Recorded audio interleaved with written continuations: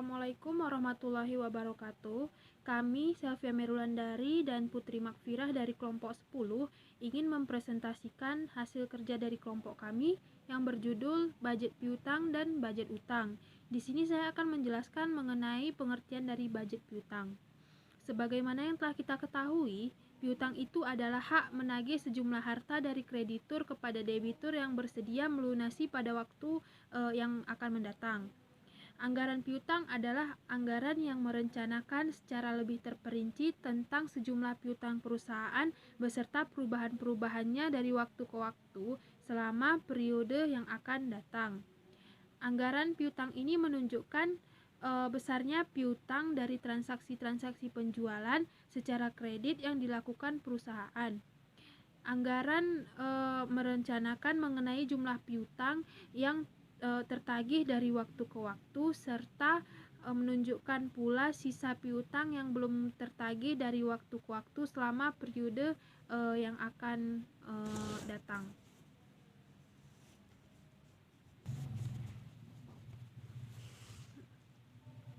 Kemudian kenapa adanya piutang? Piutang itu ada karena yang pertama terdapat dua pihak, yaitu kreditur dan debitur. Yang kedua, ada ketersediaan debitur untuk melunasi kewajibannya kepada kreditur. Kemudian yang ketiga, ada jarak waktu mulai timbul piutang sampai saat pelunasannya. Kemudian yang keempat, ada hak menagih yang dimiliki oleh kreditur. Kemudian ada jenis-jenis piutang. Yang pertama ada piutang surat berharga, contohnya itu seperti biliet giro. Kemudian yang kedua ada beban bayar di muka, ada setoran jaminan, ada piutang pajak, ada pinjaman pekerjaan, ada piutang uang muka, ada piutang wesel. Piutang wesel ini yang didukung janji tertulis dalam bentuk wesel. Kemudian ada piutang usaha, yaitu piutang yang timbul karena akibat menjual barang atau jasa secara kredit dari usaha pokok perusahaan. Kemudian ada faktor yang mempengaruhi anggaran piutang. Yang pertama, volume barang yang dijual secara kredit atau besarnya barang tersebut. Kemudian ada standar kredit, yaitu kualitas. Kemudian pengaruh dari penjualan kredit. Yang pertama, jangka waktu kredit yang diberikan. Yang kedua, tingkat perputaran penagihan piutang. Yang ketiga, situasi usaha pada umumnya. Kalau kondisi usahanya itu normal, likuiditas perusahaan pada umumnya itu baik, maka kemungkinan penundaan pembiayaannya adalah kecil. Sebaliknya, bila pasarnya itu lesu atau sulit memperoleh uang tunai, maka kemungkinan terjadinya penundaan menjadi semakin besar. Kemudian ada faktor-faktor yang mempengaruhi penyusunan anggaran piutang. Yang pertama ada budget penjualan, yang kedua keadaan persaingan di pasar, yang ketiga ada posisi perusahaan dalam persaingan, yang keempat ada perusahaan, ada syarat pembayaran yang ditawarkan perusahaan, yang kelima ada kebijakan perusahaan dalam penagihan piutang. Kemudian yang terakhir ada rencana perusahaan untuk melakukan penjualan secara kredit.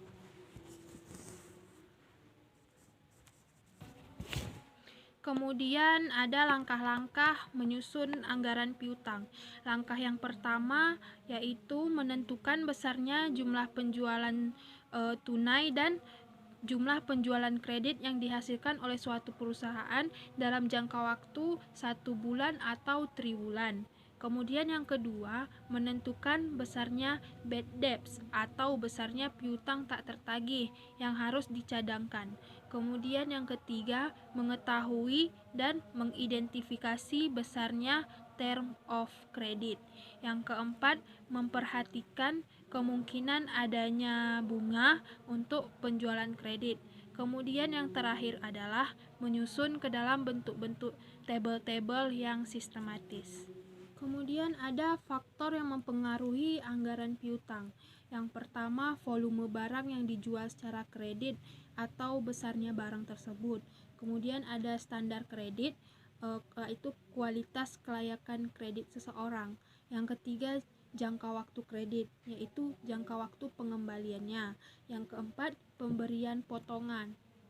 Pemberian potongan ini bisa berwujud uang atau tambahan barang. Yang kelima, pembatasan kredit, yaitu batas maksimum kredit tersebut. Kemudian yang terakhir ada kebijakan penagihan piutang, yaitu yang dapat mengoptimalkan manajemen piutang. Kemudian ada jenis beban dan biaya yang timbul akibat menjual produk secara kredit. Yang pertama, biaya modal pembuatan produk jadi. Yang kedua itu biaya administrasi piutang seperti biaya penagihan piutang dan biaya organisasi per unit kerja yang diserahi tugas mengelola piutang. Kemudian ada biaya piutang. Mungkin tidak seluruhnya dapat ditagih karena adanya resiko debitur tidak bertanggung jawab. Contohnya itu seperti debiturnya itu melarikan diri ataupun bangkrut. Nama saya Putri Makfirah, saya akan menjelaskan tentang budget utang. Budget utang adalah yang merencanakan secara sistematis dan terperinci yang jumlah beserta perubahannya dari waktu ke waktu atau bulan ke bulan selama periode tertentu yang akan datang.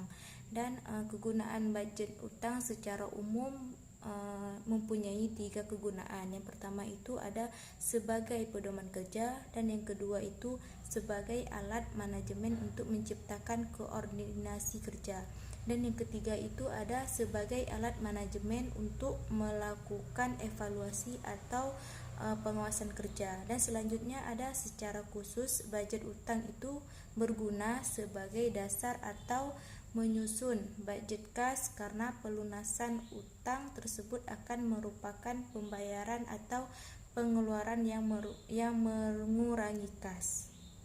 Faktor yang mempengaruhi budget utang.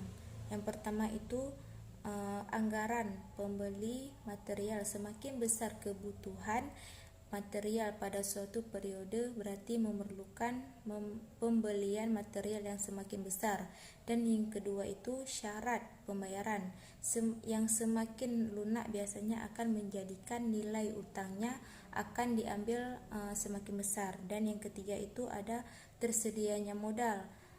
Bila modal kerja yang tersedia relatif beserta besar, maka sebagian besar pembelian material dan keperluan dan lain dilakukan secara tunai. Dan yang terakhir itu kepercayaan supplier dan bank. Bila perusahaan cukup menciptakan kepercayaan dari para supplier dan pihak pembeli kredit karena selama ini reputasinya cukup baik dan akan lebih mudah untuk mendapatkan fasilitas kredit.